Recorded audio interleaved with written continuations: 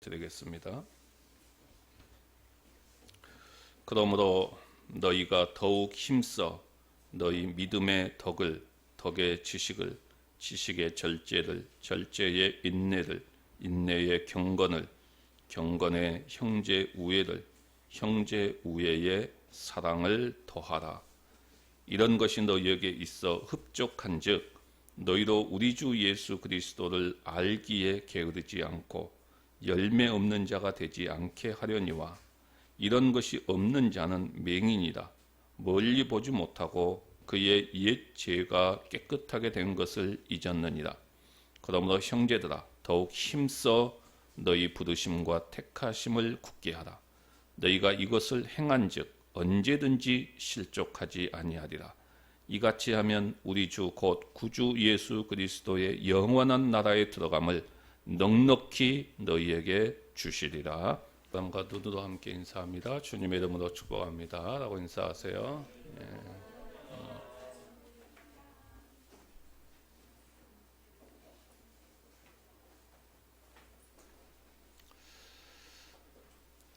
베드로후서는 고난 가운데 있는 자들, 또 낙심 가운데 있는 자들을 격려하고 권면하기 위해서 기록을 했습니다. 특별히 베드로 전서가 외부적인 어려움으로 낙심한 자들을 격려하기 위해서 기록된 책이라고 한다면 베드로 후서는 내부적인 문제로 인해서 낙심하고 있는 자들을 격려하고 있습니다. 여기에는 회의감과 의심에 쌓여서 신앙생활을 하는 자들, 그리고 영적 침체에 빠져 있는 자들, 그리고 믿음은 있다고 하지만은 신앙의 활력과 역동성을 잃어버린 자들, 이러한 자들을 향해서 권면하고 있습니다. 그 권면 가운데 특별히 오늘 본문에 보게 되면은 믿음에 더하라 라는 말씀을 중심으로 해서 우리가 좀 살펴보고자 합니다. 믿음에 더하라. 여기는 두 가지의 의미가 포함되어 있습니다. 하나는 믿음이 있습니다. 믿음이 없는 것이 아니에요. 그런데 믿음이 있음에도 불구하고 힘이 빠져 있어요. 역동성이 없어요. 활력이 없습니다. 혹시 나는 이런 상태가 아닌가 우리가 좀 점검을 해 보셔야 됩니다. 그 다음에 또 하나는 그러기 때문에 믿음에 더하라 라고 말하고 있습니다. 그러니까 믿음에 뭔가를 갖추어야 한다 하는 것입니다. 믿음에 뭔가를 더해서 완전한 믿음으로 갖추어야 된다 이런 이야기지요. 그러니까 이것은 믿음이 있음에도 불구하고 활력을 잃어버린 사람들에 대한 해결책입니다.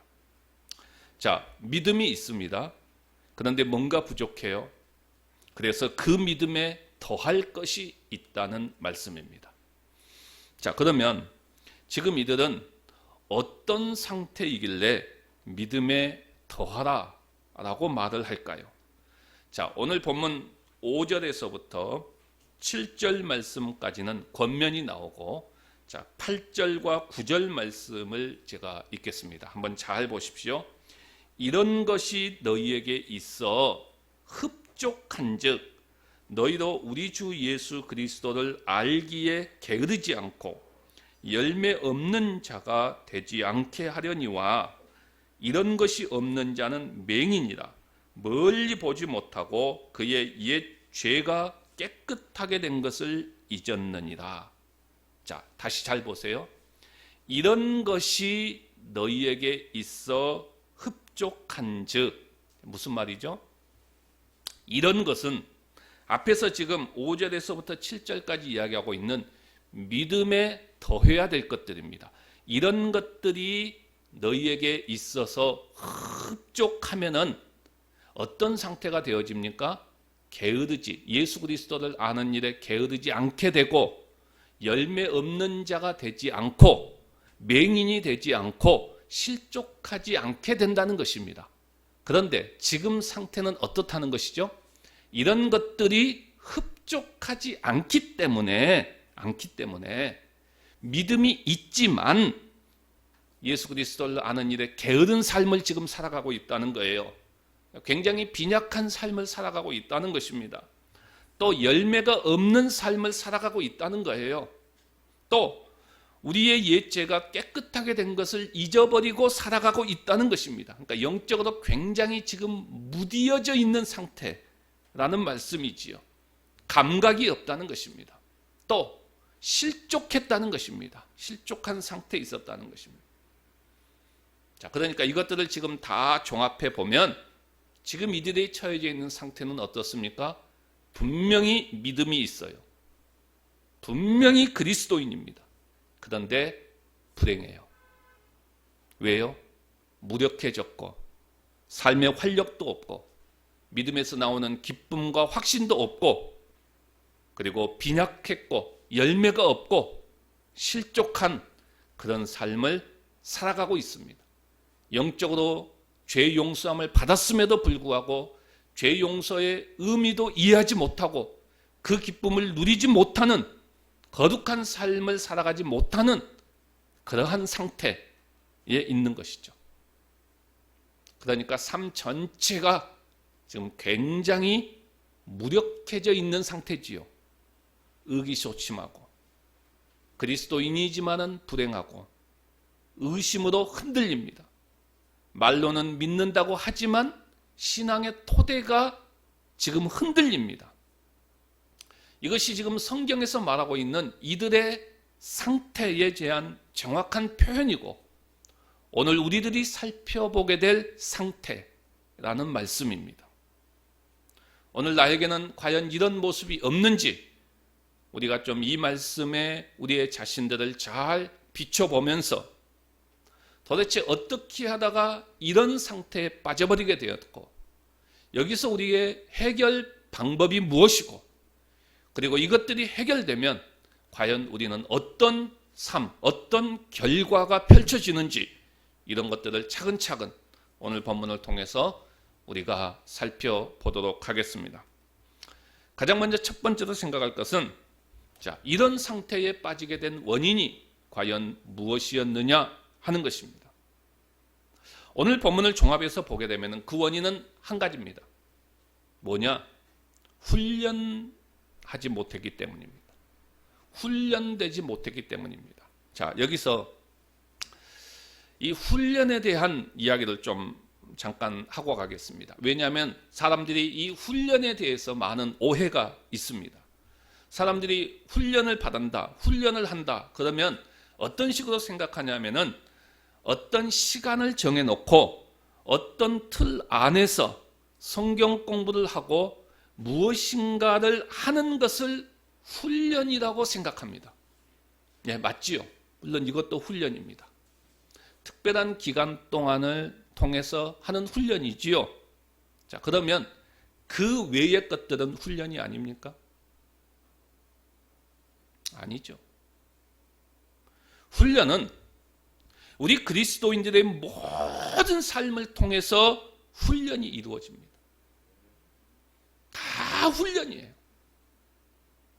그리스도인의 삶의 모든 전 과정이 다 훈련입니다.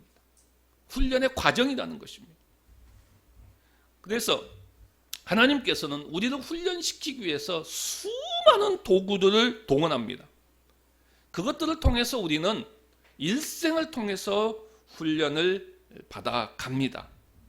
그러니까 이 말은 그런 우리의 일생의 모든 것들을 통해서 우리는 그리스도인이 되어져 가고 성화되어져 가고 점점 자라가게 되고 이런 모든 것들과 동일하다는 의미입니다.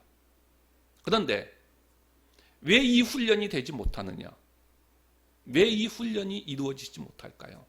여기에는 두 가지의 원인이 있습니다. 오늘 본문에서 이야기하는요. 첫째는 뭡니까? 잘못된 신앙관 때문에 그렇습니다. 잘못된 신앙관. 자, 잘못된 신앙관은 우리의 훈련의 장애물입니다. 그래서 이게 굉장히 중요한 문제예요.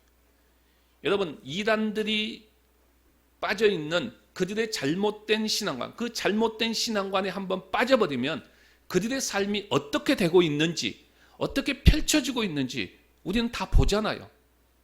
그러니까 잘못된 신앙관을 갖는다는 것은 이건 진짜 엄청난 문제예요. 근데 이 잘못된 신앙관이 우리도 하여금 훈련의 장애 요소가 되고 있다는 것입니다. 자, 오늘 본문을 시작하는 5절 말씀에 뭐라고 시작합니까? 그러므로 라고 시작하지요. 그러므로. 다시 말해서 바로 이런 이유 때문에 라는 의미입니다. 바로 이런 이유 때문에. 이런 이유 때문에 너희가 더욱 힘써 너희 믿음에 더하고 갖추어야 할 것들을 열거를 합니다. 무슨 말이죠? 지금 이들은 잘못된 신앙관을 가지고 있었습니다. 어떤 잘못된 신앙관입니까? 그들은 믿음만 있으면 오케이, 믿음만 있으면 다 된다라는 생각이었습니다. 그러니까 쉽게 말해서 믿음만 있으면 모든 것이 자동적으로 우리의 삶에 작동하고 모든 것이 다 잘 풀리고 다 해결될 것이다 라는 생각입니다. 이걸 우리는 뭐 마술적인 신앙, 자동적인 신앙관, 뭐 더 나아가서 신비주의적인 신앙관, 뭐 이런 식으로 이야기할 수 있겠죠. 그들이 가지고 있었던 공식은 오직 믿음만 있으면 된다 라는 이 잘못된 신앙관을 가지고 있었다는 것이죠. 이 잘못된 신앙관 때문에 그 믿음에 성경이 지금 말하고 있는 덕과 지식과 절제와 인내와 경건과 형제 우애와 사랑을 더해야 된다는 사실을 깨닫지 못했습니다. 물론 우리는 오직 믿음을 외칩니다. 하지만 여기서 말하는 오직 믿음은 행위로 구원받는다는 것에 대한 반대로서 오직 믿음입니다. 우리의 신앙생활은 오직 믿음만이 아니지요. 믿음에 더할 것들이 있습니다. 그래야 우리의 믿음이 더욱더 풍성해지고 우리의 믿음이 완전한 믿음의 자리로 나아갈 수 있는 것이죠. 이 잘못된 신앙관 때문에 그들은 이런 상태에 빠져버리게 되어졌다 하는 것이 첫 번째 원인이고요. 두 번째는 게으름과 나태와 태만이었습니다. 게으름과 나태와 태만입니다. 자, 오늘 본문의 말씀을 보게 되면 힘쓰지 않았다라는 것이 그 원인으로 이야기하고 있지요. 본문 5절에 보면은 그러므로 너희가 더욱 힘써 라고 강조합니다. 10절에도 동일하게 나오지요. 더욱 힘써 라고 말합니다. 더욱 힘쓰지 않고 게으름과 나태와 태만이 이런 상태를 만들어버렸다는 것입니다. 사실 우리를 괴롭히는 일반적인 나태와 게으름이 있습니다.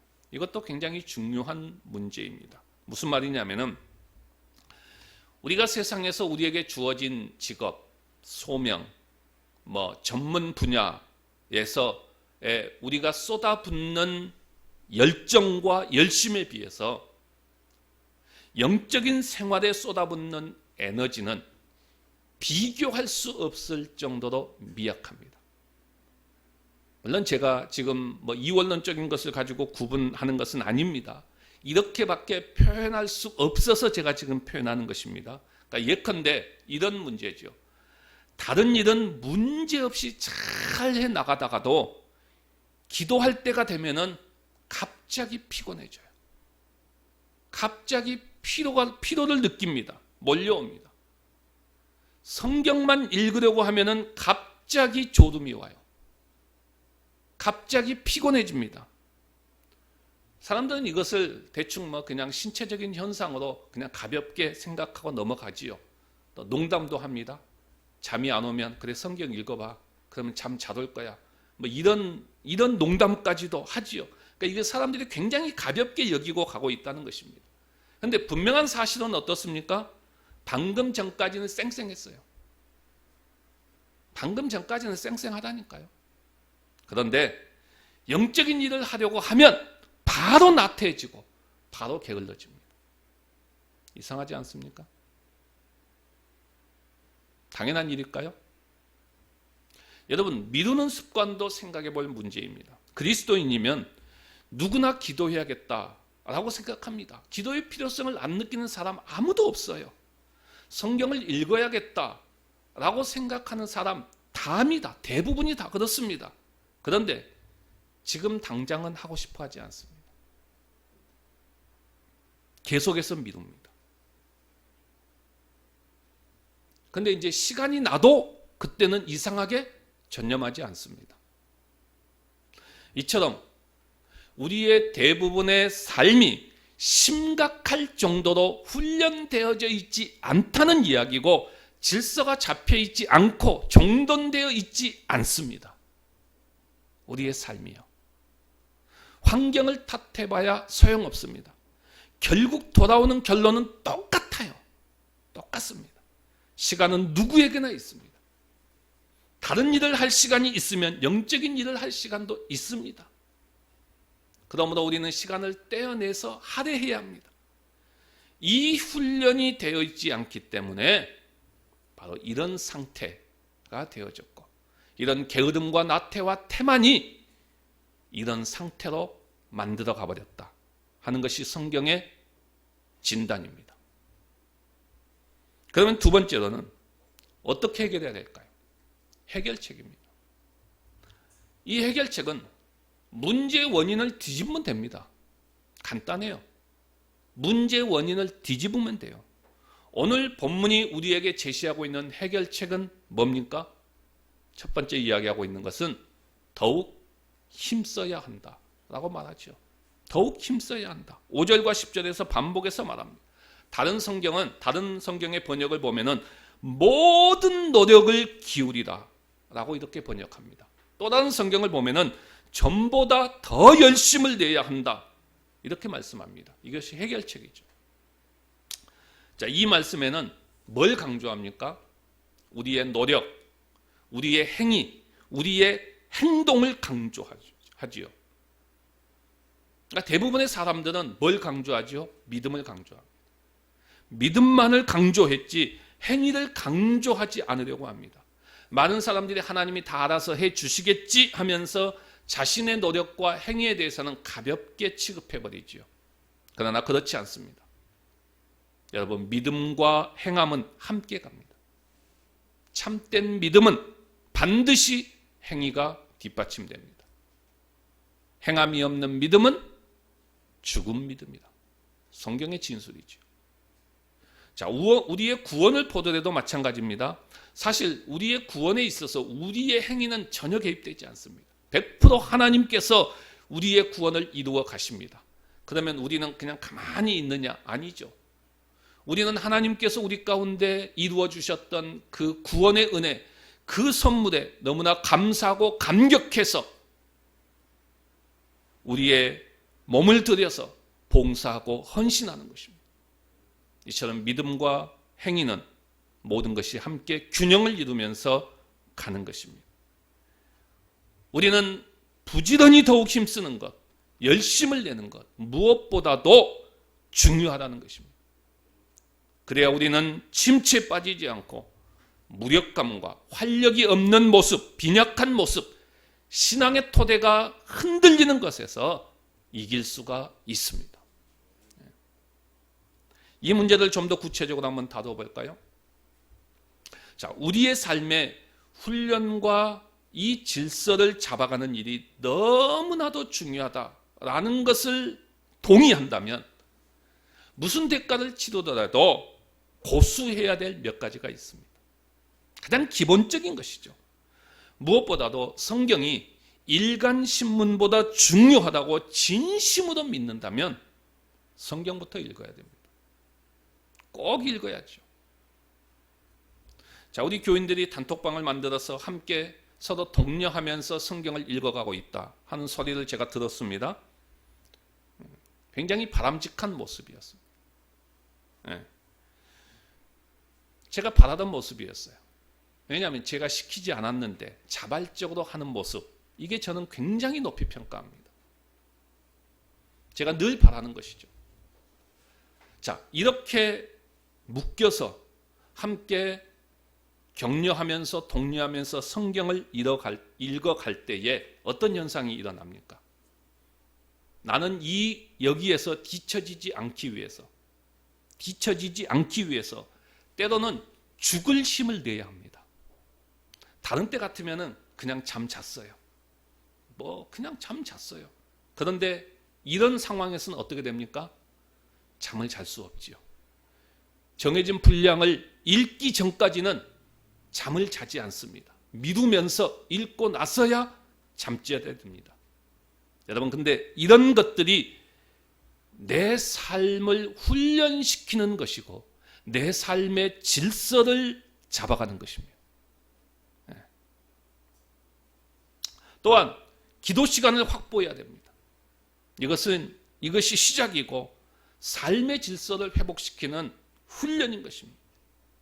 자, 이런 훈련을 위해서 우리는 공적인 기도의 시간을 두고 우리의 개인들도 물론 기도의 시간을 정해놓고 훈련을 하고 개인 기도의 훈련을 해야 되지만은 이런 훈련을 위해서 공적인 기도의 시간을 정해두고 우리 온 성도들이 공동체가 우리의 자신들을 그 틀 안에 집어넣기도 합니다. 이것은 나 자신을 훈련시키기 위한 것이죠. 기도의 훈련을 시키는 것입니다. 이것들을 우리는 결코 소홀히 해서는 안 됩니다. 자, 코로나19가 진행이 되어지면서 사실 예배가 많이 재편되어져 가고 있다는 느낌을 받습니다. 요즘 대부분의 교회들이 주중의 예배는 수요 예배나 금요 기도회 둘 중에 하나 이렇게 하고 있더라고요. 대부분의 교회들이. 근데 대부분의 교회들이 금요 기도회를 중단하고 있는 경우가 훨씬 많은 것을 이제 보게 됩니다. 근데 사실 이제 이 시스템은 제가 부목사 시절 때 주중 예배에 대해서 한번 검토해 보라 그래가지고 검토를 하면서 어떤 식으로 제가 제안을 했냐면은 금요 기도회를 폐지하고 수요 예배를 더 강화시켜서 거기에 집중해서 교인들이 집중하고 그리고 수요 예배와 함께 기도회를 함께 진행하는 방법을 제가 제안을 해놓고 실시하지는 못했어요. 제가. 왜요? 처음 시도하는 것이기 때문에 굉장한 부담감을 느꼈습니다. 그리고 났더니 그 이후에 금요 기도회가 폐지되고 있는 교회들이 이제 나오더라고요. 어떤 교회들은 아주 추운 겨울 또 제일 더운 여름 8월 한 달 이 정도 한 달은 금요 기도회를 쉬어주고 하는 교회들도 있더라고요. 그것은 한번 생각해 볼 문제다라고 생각을 합니다만은 그런데 저는 왜 하지 않느냐? 저도 굉장히 고민을 좀 많이 해봤어요. 근데 왜 하지 않느냐? 일단 제가 내린 결론은 대한민국에서 기도가 제일 필요한 교회는 우리 충일교회다. 이 결론을 제가 내린 겁니다. 우리 교회는 그 어떤 교회보다도 기도가 가장 필요한 교회다 하는 생각을 제가 갖게 되는 것이죠. 그리고 단 한 사람이라도 나와서 그 시간에 기도하는 그 자리, 그 시간이 그 무엇보다도 귀한 자리고 그리고 그 단 한 사람의 기도가 우리의 충일교회를 버티게 하고 우리의 충일교회 지체들을 버티게 만드는 힘이 되어진다 라는 것이 제가 내린 결론입니다. 그리고 또 한 가지 이것은 기도에 있어서 굉장히 중요한 훈련이다 하는 것이죠. 아직까지는 제가 그렇습니다. 그렇습니다. 이런 모든 것들이 다 훈련인 것이죠. 그런데 여러분 사람들이 자신을 다스리지 못하고 자신을 통제하지 못해서 실패하는 경우들이 굉장히 많습니다. 그러니까 스스로 행동하지 않으면 절대로 회복할 수는 없습니다. 남이 대신 해주진 않아요. 절대로 해주지 않습니다. 자신이 구체적으로 이런 일을 하지 않으면 침체 상태에서 절대로 벗어날 수가 없습니다. 그래서 우리는 이 일에 더욱더 힘써야 합니다. 모든 노력을 기울여서 더욱 열심을 냈으면 합니다. 그러면 두 번째로 생각할 것은 무엇에 힘써야 될까요? 믿음의 다른 요소를 갖추는 일에 힘써야 됩니다. 믿음의 다른 요소를 갖추어야 됩니다. 오늘 본문에 보면은 믿음에 더하라라고 말합니다. 이 더하라라고 하는 이 말은 다른 성경을 보게 되면은 갖추라, 보충하라 그런 단어들을 사용합니다. 근데 이 갖추라라고 하는 이 원래의 단어 그리스어는 헬라어의 원래적인 의미는 연극 공연과 관련되어 있습니다. 이 의미를 설명하면은 여러분들이 훨씬 더 쉽게 이해할 것입니다. 자, 연극 공연을 할 때에 오케스트라나 코러스를 보충시키는 것입니다. 바로 이 의미입니다. 자, 연극 공연할 때 그냥 연극 공연만 해도 돼요. 그렇죠? 연극 공연만 해도 됩니다. 그런데 거기에 그 연극 공연이 진행되어질 때 오케스트라가 동원되고 코러스가 동원되어지면은 이 연극 공연은 훨씬 더 극대화됩니다. 훨씬 더 풍성한 공연이 됩니다. 바로 이 의미가 믿음에 더하라라는 정확한 의미입니다. 믿음에 더하라.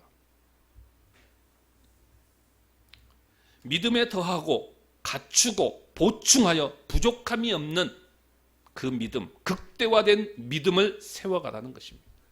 그러면 무엇을 더해야 됩니까? 이 부분도 많은 설명이 필요하지만 제가 핵심만 간략하게 좀 정리합니다. 개념만 정리하겠습니다. 자, 믿음에 뭘 더하라고 말합니까? 덕을 더하라. 덕을 말하죠. 덕이 가장 먼저 나옵니다. 여러분, 이 덕은 우리가 그냥 일반적으로 알고 있는 덕을 말하는 것이 아닙니다. 이 덕은 도덕적인 에너지입니다. 다시 말해 쉽게 말하면 활력입니다. 활력 그리고 능력을 말합니다. 그러니까 지금 어떤 상태에 있습니까? 믿음은 있어요. 근데 맥이 빠져 있어요. 믿음은 있는데 맥 빠진 믿음이에요. 그 맥 빠진 믿음에 뭘 더하라? 활력을 불어넣어라. 능력을 불어넣어라. 이거예요. 그래서 우리 그리스도인의 길을 그리스도인답게 걸어가라. 이 말입니다. 이건 우리에게 있어서 굉장히 필요한 것이죠. 믿음이 다 있어요. 근데 그 믿음에 활력을 넣어야 돼요. 힘을 불어넣어야 돼요. 능력을 더해야 돼요. 그게 뭐죠? 기도, 하나님께서 우리에게 주신 은혜의 방편들이 있어요. 기도, 말씀 이런 것들을 통해서 우리는 우리의 믿음에 활력을 불어넣어야 돼요. 이것이 우리에게 필요하다는 것입니다. 그 다음에 지식을 더하라고 말하죠. 지식은 일종의 통찰력입니다. 깨우침을 말합니다. 늘 통찰력을 가지고 깨달음이 있어야 돼요. 그 다음은 절제를 더하라고 말하지요. 절제는 우리의 삶의 하나하나를 다 통제하는 것을 말합니다. 그러니까 이 절제가 되지 않았을 때 우리는 방금 이야기했던 나태한 상태, 완전히 활력 없는, 믿음은 있지만 활력 없는 상태가 되어져 버리죠. 훈련되지 않았기 때문에. 그러나 이 절제를 통해서 내 자신을 훈련하고 내 자신이 통제가 되어질 때 우리는 충만한 믿음의 상태, 더 극대화된 믿음의 상태에 도달할 수 있다는 것이죠. 이 통제는 먹고 마시는 일까지도 포함합니다. 이것이 부족하면 무력과 그리고 권태에 빠져버리게 됩니다. 그 다음은 뭘 이야기합니까? 인내를 더하라고 말하죠. 인내는 참을성 있게 견디는 것이죠. 견디는 것입니다. 낙심되는 모든 상황을 헤치고 계속 나아가는 것이죠. 우리 스스로 인내심을 발휘해야 된다는 것입니다. 그 다음에 경건을 더하라고 말합니다. 경건은 하나님과 나와의 관계 속에서 지켜가는 그 모든 것을 의미합니다. 하나님과 나와의 관계 속에서. 이것만 있는 것이 아니에요. 그 다음에 형제 우애와 사랑을 더하라. 이것은 사람과 사람 사이, 내가 다른 사람과의 관계 속에서 가지고 가야 될 내 삶의 태도를 말하죠. 이게 우리가 믿음만 있다고 되는 것이 아니라 우리가 우리의 믿음 위에 이것들을 우리는 하나하나 더해가야 됩니다. 더해가야 된다는 것. 이 일에 우리는 힘써야 된다. 지금 이야기를 하고 있어요. 더욱 힘쓰라는 것입니다. 더욱 힘쓰라. 우리의 삶 가운데 이런 요소들이 믿음에 더해지는 역사가 있기를 간절히 바랍니다.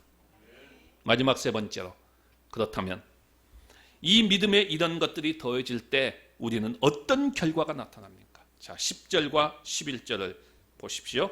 우리 다 같이 한 목소리 한번 읽어볼까요? 10절과 11절 시작. 그러므로 형제들아 더욱 힘써 너희 부르심과 택하심을 굳게 하라. 너희가 이것을 행한즉 언제든지 실족하지 아니하리라. 이같이 하면 우리 주 곧 구주 예수 그리스도의 영원한 나라에 들어감을 넉넉히 너희에게 주시리라. 아멘. 자, 잘 보세요. 그러므로 형제들아 더욱 힘써 너희 부르심과 택하심을 굳게 하라. 너희가 이것을 행한즉, 너희가 이렇게 하면 어떻게 됩니까? 언제든지 실족하지 아니하리라. 또 11절 너희가 이같이 하면 우리 주 곧 구주 예수 그리스도의 영원한 나라에 들어감을 넉넉히 너희에게 주시리라. 뭐라고 말합니까? 우리가 이렇게 더욱 힘쓰면 부르심과 택하심을 굳게 할 수 있습니다. 우리가 이렇게 행하면 절대로 실족하지 않습니다. 우리가 이렇게 하면 예수 그리스도의 영원한 나라에 넉넉히 들어간다는 것입니다. 이것은 영원한 영광을 누리게 된다는 것이죠. 여러분 정리하십시다. 믿음에 더하라. 믿음에 더하라. 이것이 없을 때 우리는 침체됩니다. 우리는 낙심합니다. 좌절합니다. 활력을 잃어버립니다. 무기력한 삶을 살아갑니다. 신앙의 토대가 흔들리게 됩니다. 우리는 여기서 빨리 벗어나야 됩니다. 믿음에 더하라. 믿음에 덕과 지식과 절제와 인내와 경건과 형제 우애와 사랑을 더해야 합니다. 그렇게 해서 부족함이 없는 믿음 위에 서야 됩니다. 흔들림이 없는 믿음이 되어야 됩니다. 이 일에 우리는 더욱 힘써야죠. 절대로 게으르거나 나태해서는 안 됩니다. 우리가 이 일에 힘써 행하면, 우리의 삶을 이렇게 훈련해 가면, 우리의 삶의 질서를 이렇게 잡아가면 우리의 부르심과 택하심을 굳게 할 수 있습니다. 지금도 절대로 실족하지 않습니다. 다음 세상을 향해 가는 마지막 때에도 우리는 영원한 영광을 누리게 됩니다. 이 놀라운 삶을 위해서 우리의 생각을 명료하게 하시고 행동으로 옮깁시다. 믿음에 우리가 갖추어야 될 요소들을 충분하게 갖추는 일에 더욱 힘써가는 우리 모두가 되시기를 간절히 바랍니다.